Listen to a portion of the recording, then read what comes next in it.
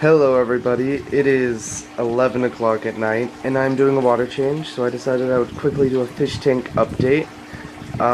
As you see right here, I've got my great big 55-gallon setup, and I've got Spike the angelfish, I've got some tetras, that's a baby marigold varieties, got some cool looking guppies, some platies, mollies, pretty nice setup in here. And I'm just doing a water change on that.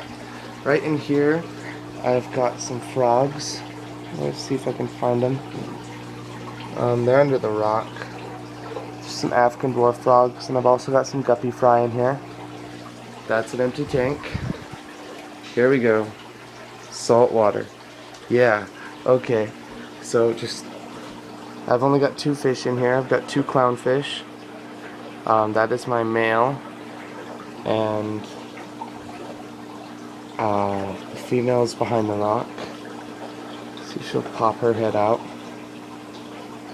They're really cool in the way that they move. It's not like... Here, I'll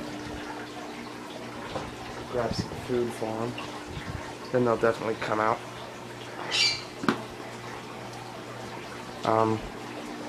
Oh, there she is. Now, clownfish are really easy to sex.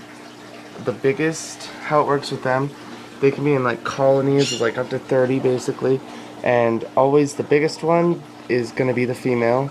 The next size up, the next biggest one, is always going to be the alpha male, and then the rest are basically unsexed. So there's just one female, one alpha male, and the rest are unsexed. So I'm going to throw some food in here.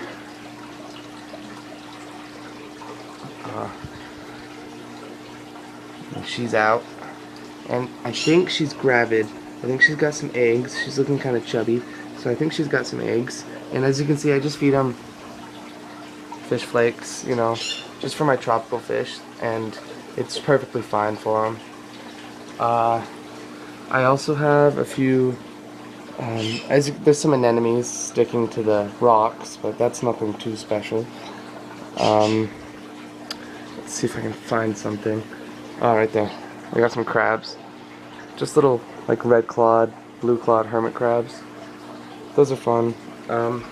Now, this tank that you see right here, this is going to be my breeding setup for seahorses. I'm going to be getting 6 or 7 of them. And then these clownfish are going to be going down here. It looks really dark. You can't see anything because I don't have a light set up, but I probably will. So now we're going to skip on over here. And this is my fry tank, 20-gallon fry tank. Second, I'm gonna pause the video. Okay, here we go. Decided to make it a little more interesting. Grabbed a turkey baster so I can dump some brine shrimp in here. I've started feeding them. This is just a jar that I'm keeping the brine shrimp in right now. I've started feeding them brine shrimp, and they tend to really like that. So, suck it up. Then just dump it in there. Watch the baby fishies go crazy. So, you can see I've got a lot of them. I've got a basic sponge filter. Just barely got a hold of that. And now they're all finding the brine shrimp. They're swimming around, attacking them. You can't see the brine shrimp, but I mean, you can see how crazy they're going over them. So that's pretty interesting. I got guppy fry in here. It's one of my main breeding things I'm doing right now.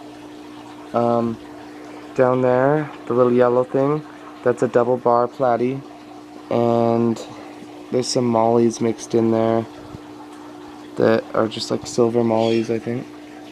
Let's cut to a different tank.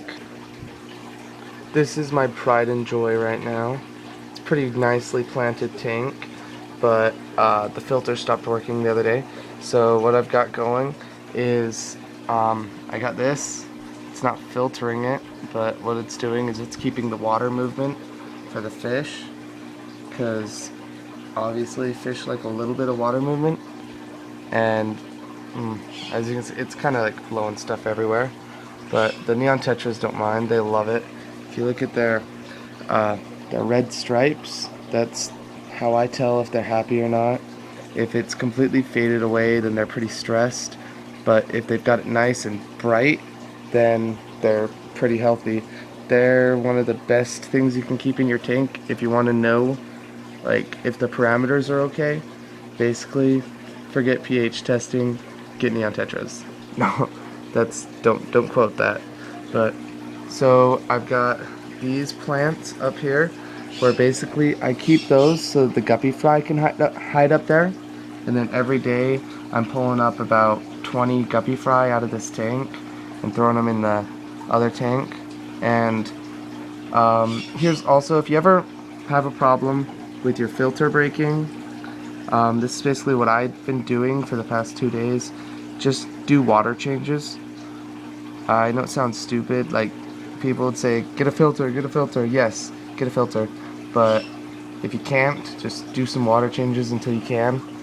I did a 50% water change on this today because it was looking pretty murky, and now it's like perfectly clear. And obviously I'm doing a water change on that, and then that tank up there I'll get to in a second.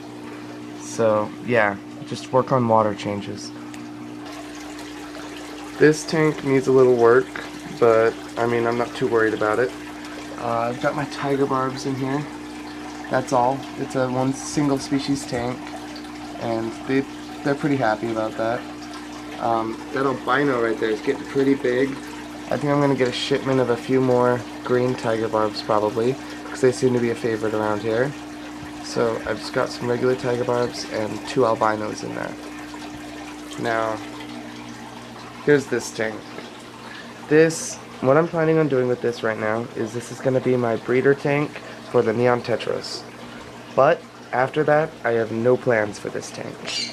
I might just turn it into a cell tank, but most likely not. So, if anyone has any ideas or anything, please put something in the comments if you want me to do anything with this tank. I mean, I could go a planted tank, I could do anything, but what I'm going to be doing is this tank is going to leave my room, it's going to go someplace else, and I'm replacing it with a 75 gallon, and I'm going to be doing discus. I'm going to be breeding discus, and then right there, that's going to be angelfish. I'm going to be breeding angelfish in there. So that's how this is all going to be set up eventually, once I get everything shipped in, and yeah. So I'll see you later. Press the like button, subscribe, and keep watching for more videos. See ya.